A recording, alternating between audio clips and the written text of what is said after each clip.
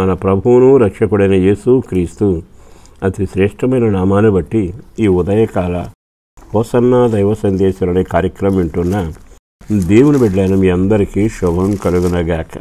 మన దేవుడు ఎంత సమర్థుడు, ఎంత దీవెనకరమైన కార్యాలు చేయగలిగినవాడో గమనించగలం. ఆయన ఓ దినాన తన శిష్యులను పిలిచి, మీరు వెళ్ళండి, అక్కడ కట్టబడిన గాడిద ఉంటుంది, అది నా కొరకు విప్పుకొని తీసుకొని రండి అని చెప్పి 2 శిష్యులు పంపారు. మీరు ఈ వాక్యం మార్కు సువార్త 11లోను మీరు సువార్తలో కూడా చదువుతారు. అయితే విచిత్రమైన అనుభవం ఏంటంటే, ఎందుకని ఆయన ఆ గాడిదను కోరుకున్నాడు? ఇంత సృష్టి చేశాడు కదా, ఇంత సృష్టిలో గొప్పవన్నీ కోరుకోవచ్చు, కానీ నా దేవుడు తనకు అవసరమై కోరుకున్నాడు అంటే ఆ జీవికైనా వ్యక్తికైనా మేలు చేయాలనే కోరుకునేవాడే తప్ప తన కొరకు అనుకోవాలి. ఇంత సృష్టికర్తకు మనమేమి ఇవ్వగలం? ఆయన కోరుకుంటే వెండి బంగారాలు మనం ఇవ్వగలమా? ఆయన కోరుకుంటే మనం ఆయన కోరిక తీర్చగలమా? కాదుగా. ఆయన ఈ లోకానికి వచ్చినాక తన జీవిత యాత్రలో తాను కోరుకునే ఒక విలువైన కోరిక ఏమిటంటే, ఈ గాడిద పిల్ల నాకు కావాలి. ఎందుకు కావాలంటే అది కట్టబడి ఉంది, విడుదల లేకుండా ఉంది. విడిపిస్తాను, దానిపైన వెక్కుతాను, ప్రయాణం చేస్తాను. ఏమవుతుంది? ఆ గాడిదకు విలువ వస్తుంది, ఆ గాడిదకు ఘనత వస్తుంది, ఆ గాడిద దీవెనకరంగా ఉంటుంది. ఈ శుభవేళ ఈ మాటలు విన్నాకైనా నీ జీవితంలో దేవుడు నిన్నెందుకు కోరుకుంటున్నాడు అనే సంగతి నేను చెప్పాలని ఆశపడుతున్నాను. నిన్ను దేవుడు ఎందుకు కోరుకుంటున్నాడంటే, గొప్పవాడవనో, తెలివిగలవాడవనో, సమర్థుడవనో, సాలినవాడవనో, దేవునికి ఎంత ఇవ్వగలిగిన వాడవనే కాదు, నిన్ను ఘనపరచడమే ఆయన కోరికలో ఉన్న ఉద్దేశం. అందుకు నిన్ను కోరుకున్నాడు. ఎందుకంటే అందరిలాంటి బతుకు కాదు నీది, కట్టబడిన జీవితం.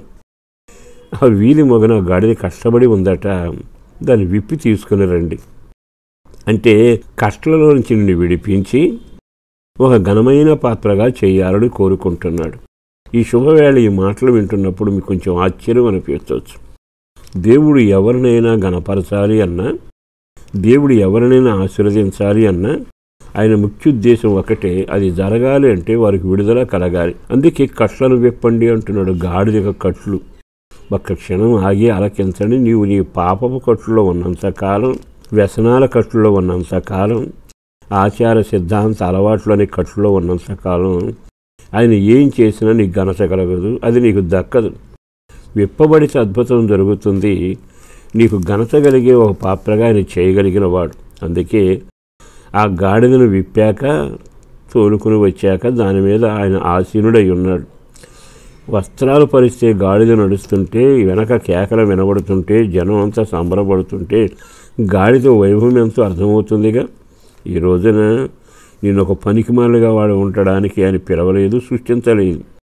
ఎందుకో అర్హత లేకపోయినా, జీవితంలో నాశనం అయిపోయినా, వ్యసనాల్లో కూరుకుపోయినా, చీకటి బతికైపోయినా, ఈరోజు కూడా నిన్ను కూడా ఘనమైన పాత్రగా చేయాలని, నీకు ఘనత కలుగ చేయాలని నిన్ను కోరుకుంటున్నాడు. వెండిమ్మని అడగలేదుగా, నాకు ఇది తెచ్చిపెట్టాను అడగటంలా.